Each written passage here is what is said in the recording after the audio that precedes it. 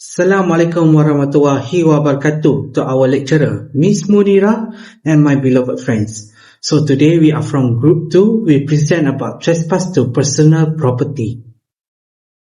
So firstly, our group member is Sharif Iman Shazwan, DIL 231326, Haslinda Muhammad Kasbullah, DIL 231327, Nur Alia Maisara, DIL 231328, and lastly, my name is Muhammad Aiman Firas, DIL 231305.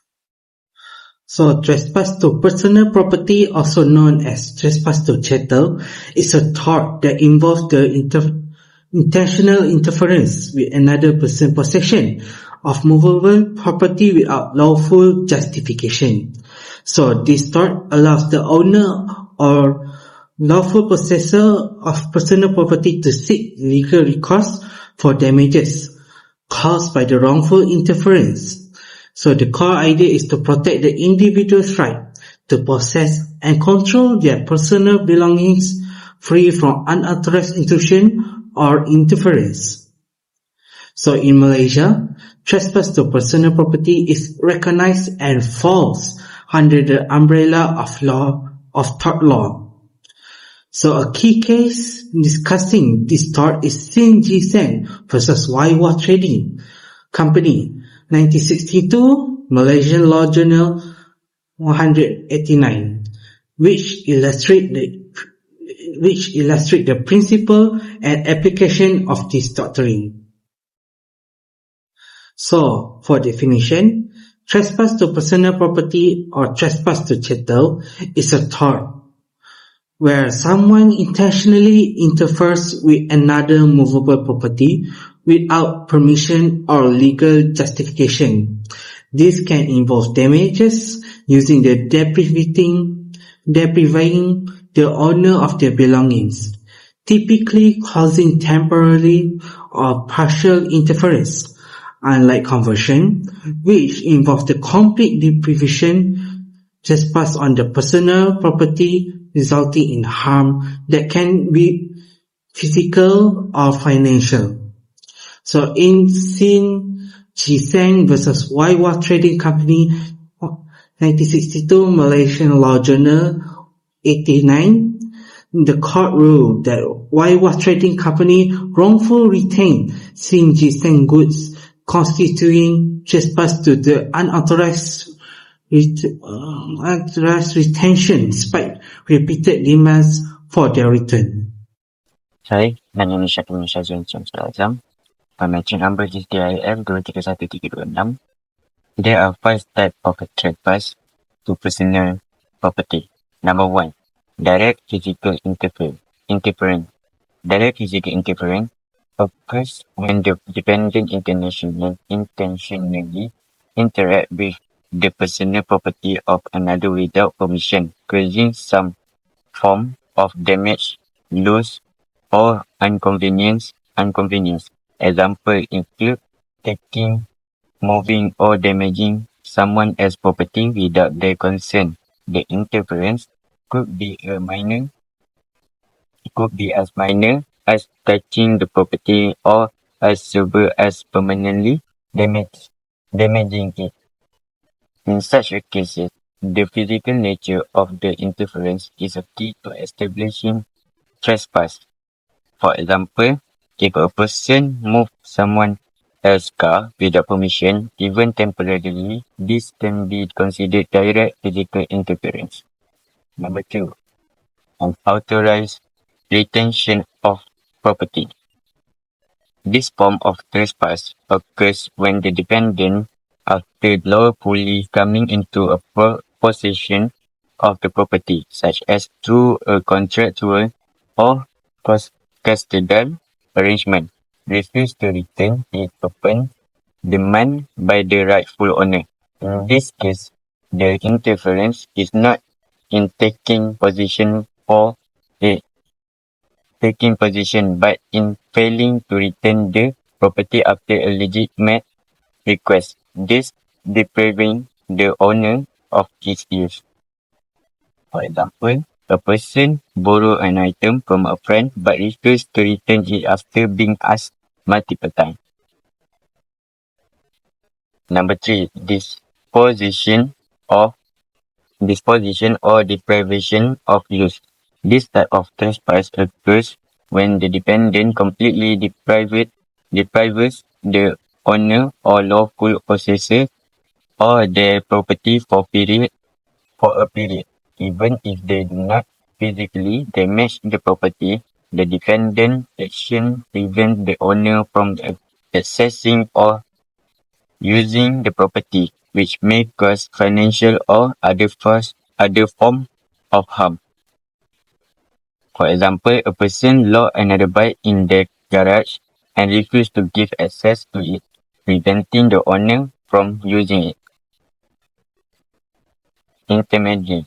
Intermediary refers to an authorized interference with another person's property without necessarily depriving the owner of its use or possession. Even if the interference does not result in actual damage, the fact that someone without permission has meddled with the property can give rise to a claim for trespass to personal property. Court may still require proof of harm or risk of harm. For example, if someone repeatedly touch or use another person's personal item, such as a phone, without causing any direct damage, they may still be liable for intermediary. Number 5. Conversion. Conversion occurs when the defendant interference with the property is so significant that they effectively convert the property to their own use, necessitating either full restitution or compensation equivalent to the value of the property. In conversion, the owner is often deprived of the property completely and permanently. For example, a person take and sell someone else's laptop without permission, thus permanently depriving the owner of it. Thank you. So next is elements. Firstly is intention. So trespass requires that the defendant intentionally enters or interferes with the property of another. So the defendant's act must be deliberate, purpose, or voluntary. So unintentional or accidental entry, such as mistakenly entering the wrong property, may not constitute the trespass. So secondly is physical or non-physical invasion. So trespass can occur through physical intrusion, such as physical entering or remaining on someone else's land without permission. It can also occur through non-physical encroachment, such as placing an object onto another person's property or projecting noise or odors onto their premise. So the third one is the lack of consent.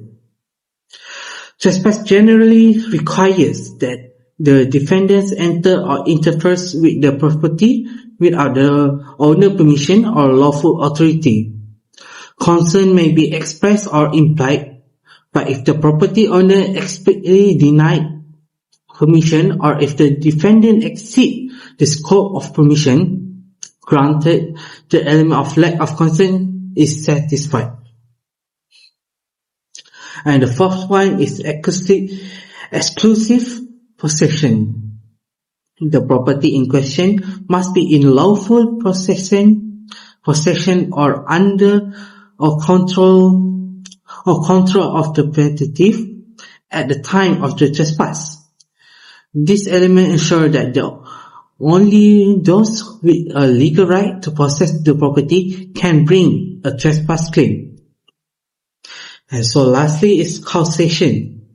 There must be a direct causal link between the defendant action and the interference with the plaintiff property. So in other words, the intrusion is a foreseeable consequence of the defendant action or omission. Hi, my name is Hasinda. For example case, we have Singh Gising versus Waiwa Trading Co.